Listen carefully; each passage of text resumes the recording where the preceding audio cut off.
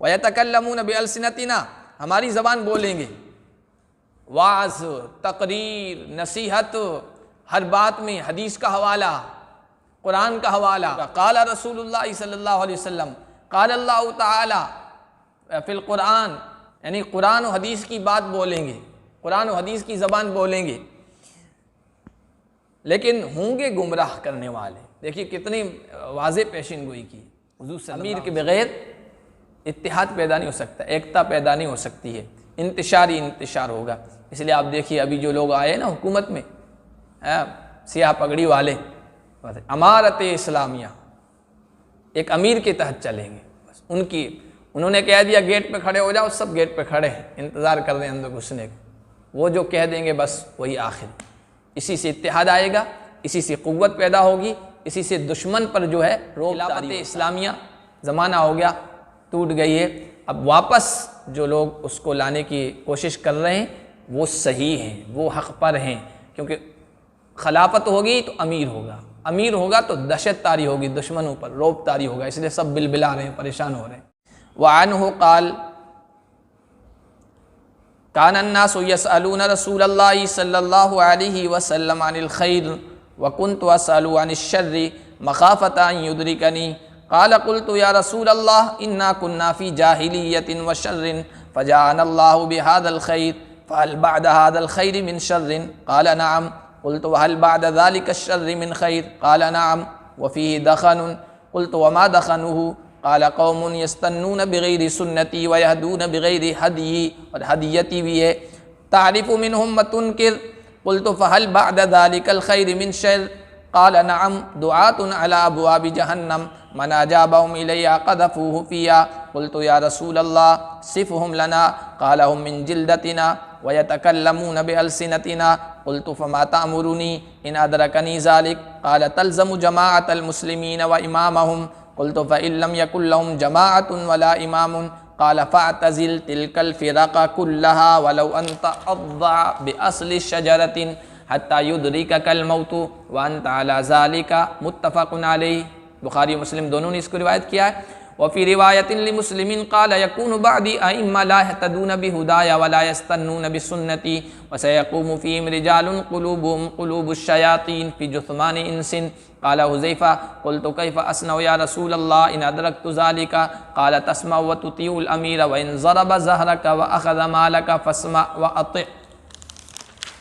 یہ روایت بھی حضرت حذیفہ سے روایت ہے، کہتے ہیں کہ اللہ کے نبی صلی اللہ علیہ وسلم سے لوگ پوچھا کرتے تھے خیر کے بارے میں، آئندہ اچھے حالات کیسے آئیں گے، خیر کے بارے میں سوالات کیا کرتے تھے، اور میں آپ سے سوال کیا کرتا تھا شر کے بارے میں، برے حالات کیسے آئیں گے، آئندہ زمانے میں آزمائش کیسے آئے گی، مسلمانوں پر حالات کیسے آئیں گے، اور قیامت کی علامات، نشانیاں، فتنے کیسے کیسے برپا ہوں گے، کیسے کیسے رونما ہوں گے، ان کے بارے میں میں پوچھا کرتا تھا۔ اس سے یہ معلوم ہوا کہ اللہ کے نبی صلی اللہ علیہ وسلم آپ کے جو شاگرد تھے، صحابہ تھے، ہر طرح کے شاگردوں کا خیال رکھا کرتے تھے، جو اچھائی کے بارے میں پوچھا کرتے تھے ان کا بھی جواب دیتے تھے، اور جو شر کے بارے میں پوچھا کرتے تھے ان کا بھی جواب دیا کرتے تھے، ان کو ڈانٹ دیا کیا پوچھ رہے ہو آزمائشوں اور فتنوں کے بارے میں۔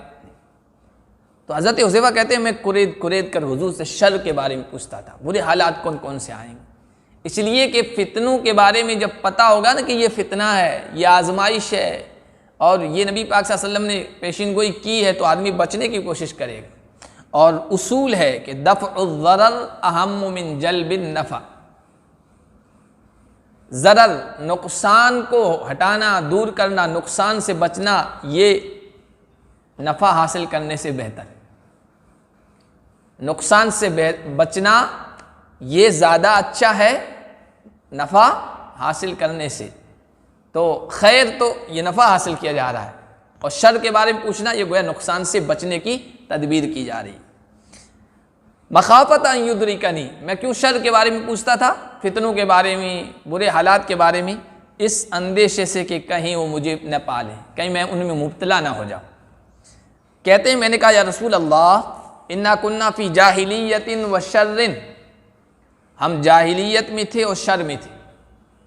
جاہلیت کا زمانہ برا زمانہ تھا، نہ ایمان، نہ امانت داری، نہ دیانت داری، نہ اخلاق، کچھ بھی نہیں، برائی میں تھی، بگاڑ تھا، اخلاق کی برائی تھی، معاملات کی برائی تھی، سب کچھ تھا۔ تو ہم اس جاہلیت میں تھے۔ فجاءنا اللہ بہذا الخیر، اللہ ہمارے پاس اس خیر کو لے کے آیا، ایمان کو، اور ایمان سراپا خیر کا نام ہے، سراپا بھلائی کا نام ہے۔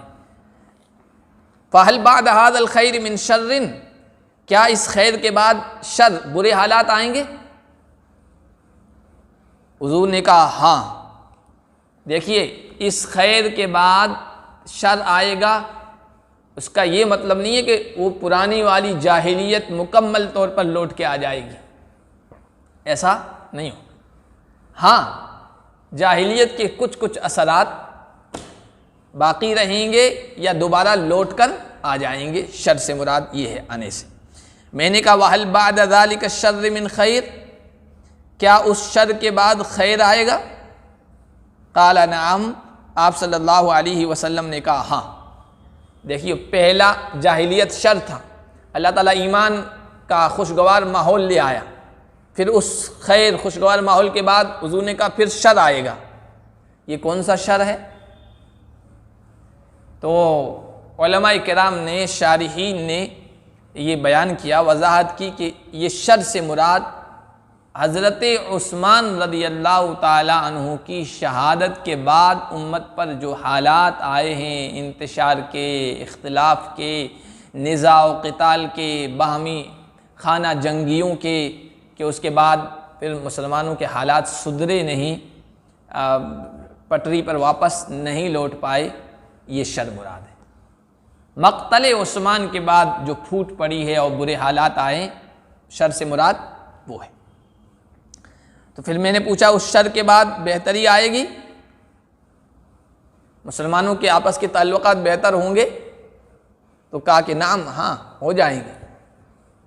جیسے اس کے بعد حضرت مقتل عثمان کے بعد حضرت علی، حضرت معاویہ میں آپس میں اختلافات ہوئے، ہے نا، جنگیں بھی ہوئی، جنگ جمل ہوئی، جنگ صفین ہوئی، اس کے بعد حضرت حسن نے صلح کی، تو ہاں ہوں گے، حالات ٹھیک ہوں گے، لیکن فیہ دخن، دخن کے معنی فساد کے آتے ہیں، بگاڑ کے آتے ہیں۔ دخن کے معنی حقد غل کے آتے ہیں، کینہ کپٹ کے ہوتے ہیں، اور دخن ان کے معنی دھوئیں کے بھی آتے ہیں، اور گدلا پن کے آتے ہیں، پانی میں گدلا پن ہو جانا، اس کے بھی آتے ہیں۔ تو کہا کہ اس میں دخن ہوگا، یعنی حالات پہلے کی طرح بہتر نہیں ہوں گے، اچھے نہیں ہوں گے، لیکن بہرحال کچھ اچھے ہو جائیں گے، نسبتاً اچھے ہو جائیں گے۔ میں نے پوچھا دخن سے کیا مراد ہے؟ آپ نے فرمایا قوم یستنون بغیر سنتی، ایسے لوگ آئیں گے جو میرا طریقہ نہیں اپنائیں گے، میرے طریقے کے علاوہ دوسرا طریقہ اپنائیں گے، سنت۔ وَيَهْدُونَ بِغَيْرِ هَدْيِّ، اور میرے اسوے کے علاوہ دوسرا اسوہ اپنائیں گے۔ ہدیٌ خیر الہدی ہدی محمد صلی اللہ علیہ وسلم، بہترین نمونہ اسوہ محمد کا نمونہ ہے، اور ہدیٌ کے معنی ہدایت، رہنمائی، تعلیمات، میری تعلیمات کے علاوہ دوسری تعلیمات کو اپنائیں گے۔ تعریف منہم متنکر، ان میں کچھ باتیں تم کو اچھی لگے گی اور کچھ خراب لگے گی، یعنی وہ لوگ ایسے ہوں گے، کچھ تو میری سنت، میری ہدایت، قرآن کی تعلیمات کے مطابق کام کریں گے، اور کچھ کام ایسے ہوں گے جو بالکل راہ راست سے ہٹے ہوئے ہوں گے، اچھے نہیں ہوں گے۔ اور ایسا ہوا ہے، بہت سارے بعد کے جو خلفاء ہیں، بہت سارے بادشاہ ہیں، ان کے کچھ کارنامے اچھے تھے۔ اب ظالم جابر جو گزرا ہے، حجاج تو بڑا ظالم تھا نا، صحابہ کی خون کے قطرات اس کی تلوار سے ٹپکا کرتے تھے، لیکن کچھ اچھے کام اس نے کیے۔ یہ قرآن پر جو نقطے وغیرہ لگائے ہیں، یہ اس کے حکم سے ہوا ہے، اور بہت ساری فتوحات اس نے جو ہے حاصل کیے خلافت میں، بادشاہت میں۔ بہرحال کچھ کام ان کے اچھے ہوں گے، کچھ برے ہوں گے۔ میں نے کہا کہ پھر اس خیر کے بعد شر آئے گا، برے حالات آئیں گے؟ آپ نے کہا ہاں، دعاتن علی ابواب جہنم، ایسے داعی ایسے دعوت دینے والے جو جہنم کے دروازوں پر کھڑے ہوں گے، جو جہنم کے دروازوں پر ابھی کھڑے نہیں ہیں، لیکن بلاغت میں ایک اصول ہے کہ ما یعول الیہ، آئندہ ان کا نتیجہ جو ہے نا وہ بے اعتبار ما یعول جسے کہتے ہیں. جیسے اب دور حدیث میں ہیں، یہ ابھی مولوی بنے نہیں ہیں، یا مشکات میں آپ لوگ ہیں مولوی بنے نہیں ہیں، لیکن مولوی صاحب کہہ دیتے ہیں کیونکہ اب جلد بننے والے ہیں غفوری صاحب. بھائی غفوری صاحب کیوں لگا دیا، ابھی تو باقی ہے کچھ عرصہ، تو کہتے ہیں اب بس بننے والے ہیں بے اعتبار ما یعول، آئندہ کے اعتبار سے. محتمم کے بیٹے کو کہتے تھے محتمم صاحب کیا حال ہے، تو اس کو ابھی محتمم صاحب کیوں کہہ دیا کہ بھائی بننے والا ہے، جانشینی یہی لے گا. اچھا جی، حضور نے کہا ایسے داعی ہوں گے جو جہنم کے دروازوں پر ہوں گے، وہ جہنم کی طرف بلا رہے ہوں گے، ضلالت کی طرف، گمراہی کی طرف، فساد و بگاڑ کی طرف. من اجابہم الیہ قذفوہ فیہا، جو ان کی دعوت پر لبیک کہے گا وہ اس کو اس میں پھینک دیں گے، جہنم میں. ان کی بات ماننے والے جہنم کے حقدار ہوں گے، جہنم میں جائیں گے. تو میں نے کہا یا رسول اللہ صفہم لنا، وصف یا صفوں سے صف امر ہے، ان کے حالت بیان کر دیجیے وہ کیسے ہوں گے یہ داعی. حضور نے کہا ہم من جلدتنا، وہ ہم ہی میں سے ہوں گے. جلد کہتے ہیں چمڑے کو، ہماری زبان بولیں گے، ہماری قوم میں سے ہوں گے، ہماری ملت میں سے ہوں گے. اور بعض حضرات نے بہت گہرا نقطہ بیان فرمایا، جلد چمڑے کو کہتے ہیں، پوست کو کہتے ہیں، اور چمڑے کے بھی اوپر کے حصے کو. ایک اندر کا حصہ ہے نا اور ایک اوپر کا حصہ ہے. تو کیا وہ ہمارے چمڑے میں سے ہوں گے، یعنی ظاہری طور پر تو وہ ہم میں سے ہوں گے، مسلمانوں میں سے ہوں گے، ایمان والوں میں سے ہوں گے، لیکن ان کا باطن جو ہے وہ ہم میں سے نہیں ہوگا، اندرون ہم میں سے نہیں ہوگا. وَيَتَكَلَّمُونَ بِأَلْسِنَتِنَا، ہماری زبان بولیں گے، وعظ، تقریر، نصیحت، ہر بات میں حدیث کا حوالہ، قرآن کا حوالہ، آیت نمبر بھی بتائیں گے، حدیث نمبر بھی بتائیں گے. آپ بھی ایسا نہ بتا پائیں، قرآن و حدیث کے ماہر بھی نہ بتاوے، لیکن وہ بتائیں گے، بڑی بڑی تقریریں کریں گے، قرآن و حدیث کا حوالہ ہوگا. قال رسول اللہ صلی اللہ علیہ وسلم، قال اللہ تعالی فی القرآن فی موضع فلانین، قرآن میں فلاں جگہ اللہ کے نبی نے یہ بتایا ہے، اللہ نے یہ بتایا ہے، آیت نمبر یہ ہے، اور حدیث فلاں کتاب کی فلاں حدیث نمبر یہ. یعنی قرآن و حدیث کی بات بولیں گے، قرآن و حدیث کی زبان بولیں گے، لیکن ہوں گے گمراہ کرنے والے. دیکھیے کتنی واضح پیشین گوئی کی حضور صلی اللہ علیہ وسلم نے. آج کیسے کیسے لوگ آج پیدا ہو گئے، آپ حدیث اور عربی زبان ان سے بہتر جانتے ہیں، قرآن کی تفسیر ان سے بہتر جانتے ہیں، لیکن آپ حدیث نمبر نہیں بیان کر سکتے، آپ قرآن کی آیت نمبر نہیں بیان کرتے ہیں، لیکن وہ جاہل ہو کر بھی وہ بتائے گا آیت سورہ نمبر، سورہ نساء آیت نمبر 75 فلاں فلاں فلاں یہ بتائے گا. اور یہ کتاب، یہ حدیث جو ہے یہ فلاں کتاب میں ہے، مشکات میں فلاں باب میں، فلاں فصل میں، اور فلاں نمبر ہے، اور بخاری میں فلاں نمبر ہے. قرآن و حدیث کی زبان بولیں گے لیکن ہوں گے گمراہ کرنے والے. قلت فما تأمرنی، میں نے کہا کہ آپ مجھے کیا حکم دیتے ہیں. ایسے لوگ ہوں گے، کیسے ہم کریں گے، اس وقت ہم کیا کریں گے. آپ نے فرمایا ان ادرکنی ذالکا، حضرت حذیفہ کہتے ہیں اگر یہ زمانہ مجھے مل جائے تو آپ مجھے کیا حکم دیتے ہیں، میں کیا کروں. دیکھیے حضرت علی اور حضرت معاویہ کے درمیان جب جنگیں ہوئی، اس کے بعد صلح بھی ہوئی ہے صفین کے موقع پر، اور اس موقع پر جب ادھر سے بھی حکم ادھر سے بھی حکم، پنچ ادھر سے بھی پنچ، صلح صفائی کی اور ایک معاملہ طے ہوا، ایک بات پر متفق ہوئے، تو اس درمیان کچھ لوگ کھڑے ہو گئے تھے، نیزوں پر قرآن اٹھایا، ان الحکم الا للہ، فیصلہ تو صرف اللہ کی کتاب کرے گی. یہ پنچ کرنے والے کون ہیں، یہ فیصل کرنے والے کون ہیں. کلمت حق ارید بها الباطل، یعنی بظاہر یہ کہا کہ بس فیصلہ تو قرآن کرے گا، قرآن و حدیث بس یہ کرے گا. بظاہر تو بہت جملے شاندار ہیں، شاندار جملے بولنے والے ہوں گے، بس قرآن و حدیث کی مانیں، اللہ اس کے رسول کی مانیں، لیکن گمراہی کی طرف بلانے والے ہوں. دین کی سمجھ، فقہ کی گہرائی ان کو حاصل نہیں ہوگی۔ خوارج جو نکلے تھے، خوارج اس وقت خروج کیا، انہوں نے بغاوت کی، وہ ایسے ہی لوگ تھے۔ ان میں بڑے بڑے تہجد گزار، نمازی، رونے والے، واز کرتے تھے، بیان کرتے تھے نا، ایسے روتے تھے، لوگوں کو متاثر کر دیتے تھے، لیکن تھے باطل پر، تھے گمراہ، تھے ضال۔ تو ایسے لوگ ہوں گے، ایسے لوگوں سے بچنا تو بہت مشکل ہے۔ آج بھی آپ دیکھیں نا، لوگ زیادہ متاثر ہو رہے ہیں ان لوگوں سے جو قرآن و حدیث کا حوالہ دے رہے ہیں، لیکن امت میں وہ انتشار پھیلا رہے ہیں، اختلاف پیدا کر رہے ہیں۔ حضور نے فرمایا تلزم جماعت المسلمین و امامہم، تم لازم پکڑ لو گے مسلمانوں کی جماعت کو، ان کے امام کو۔ بھائی مسلمان زیادہ جس طرف ہوں، ان کا کوئی امیر ہو اور اتحاد و اتفاق پیدا ہو ان میں آپس میں، تو ان کی طرف ہو جانا، ان کے ساتھ شامل ہو جانا۔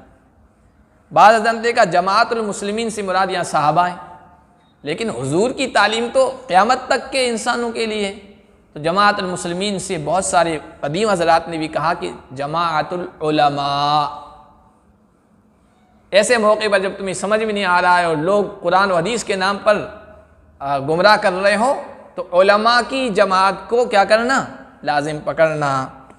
میں نے کہا فَإِن لَمْ يَكُنْ لَهُمْ جَمَاعَةٌ وَلَا إِمَامٌ، اگر ان کی کوئی متفقہ جماعت نہ ہو اور نہ کوئی امام ہو، آپ نے فرمایا فَاعْتَزِلْ تِلْكَ الْفِرَقَ كُلَّهَا، ایسے میں ان تمام فرقوں اور گروہوں سے الگ ہو جانا، عزلت نشیں ہو جانا، خلوت نشیں ہو جانا، گوشہ نشیں ہو جانا۔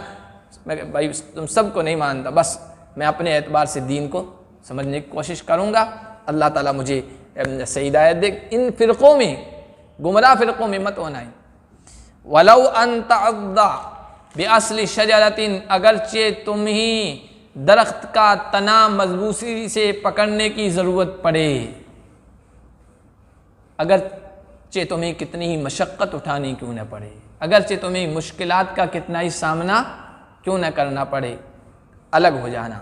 حتیٰ یدرکک الموت، یہاں تک کہ تمہاری موت آئے، تمہیں موت آ پکڑے، وانت علی ذالک، تم اس حال میں، تم اس حال میں ہو۔ آگے ہم ابواب الفتن میں کئی حدیثیں آئے گی کہ فتنے بھی کئی طرح کے ہیں، ہر فتنے کے بارے میں کس طرح کی ہدایت اللہ کے نبی صلی اللہ علیہ وسلم نے دی ہے اور ہمیں کیا کرنا ہے، ہر فتنے کے بارے میں الگ الگ رہنمائی ہے۔ تو یہاں حضور نے یہ فرمایا۔ اور مسلم شریف کی روایت میں، یہ تو بخاری مسلم دونوں کی روایت تھی، بیان کریں، مسلم کی روایت میں ہے کہ یکون بعدی ائمہ لا یہتدون بہدایا، حضور نے فرمایا میرے بعد ایسے ائمہ، ایسے ذمہ دار آئیں گے جو میرے طریقے کے مطابق نہیں چلیں گے اور میری سنت کو نہیں اپنائیں گے، اور ان میں ایسے لوگ کھڑے ہو جائیں گے قلوبہم قلوب الشیاطین فی جسمان انس، ان کے دل شیطانوں کے دل ہوں گے انسانی ڈھانچوں میں، ظاہراً تو انسان لگیں گے لیکن وہ شیطان ہوں، بدماش ہوں گے۔ حذیفہ نے کہا میں کیا کروں یا رسول اللہ اس وقت، ان ادرکت ذالک، اگر ایسا زمانہ میں پالوں۔ آپ نے فرمایا تسمع و تطیع الامیرہ، تم اپنے امیر کی، اپنے بڑے کی بات ماننا ہے اور سننا ہے۔ وَإِن ضَرَبَ ظَهْرَكَ وَأَخَذَ مَالَكَ فَاسْمَعْ وَأَطِعْ، اگرچہ وہ تمہاری پیٹھ کو مارے اور تمہارا مال چھین لے، پھر بھی اس کی بات ماننا ہے اور اس کی اطاعت کرنا ہے۔ اس لیے کہ اطاعت امیر یہ امت میں اتحاد کی جانب لے جانے والا ہے۔ امیر کے بغیر اتحاد پیدا نہیں ہو سکتا، ایکتا پیدا نہیں ہو سکتی ہے، انتشار ہوگا۔ اس لیے آپ دیکھیے ابھی جو لوگ آئے نا حکومت میں، سیاہ پگڑی والے، امارت اسلامیہ، ایک امیر کے تحت چلیں گے، بس انہوں نے کہہ دیا گیٹ پہ کھڑے ہو جاؤ، سب گیٹ پہ کھڑے ہیں، انتظار کر رہے ہیں اندر گھسنے کا، وہ جو کہہ دیں گے بس وہی آخر۔ اسی سے اتحاد آئے گا، اسی سے قوت پیدا ہوگی، اسی سے دشمن پر جو ہے روب طاری ہوتا ہے۔ خلافت اسلامیہ زمانہ ہو گیا، ٹوٹ گئی ہے، اب واپس جو لوگ اس کو لانے کی کوشش کر رہے ہیں وہ صحیح ہیں، وہ حق پر ہیں، کیونکہ خلافت ہوگی تو امیر ہوگا تو دہشت طاری ہوگی، دشمنوں پر روب طاری ہوگا، اس لیے سب بلبلا رہے ہیں، پریشان ہو رہے ہیں۔ خلافت قائم ہو جائے گی دوبارہ، اس کا مطلب مسلمانوں کا دوبارہ عروج ہوگا، دوبارہ ترقی ہوگی، وہی پہلے والا دور واپس لوٹ آئے گا۔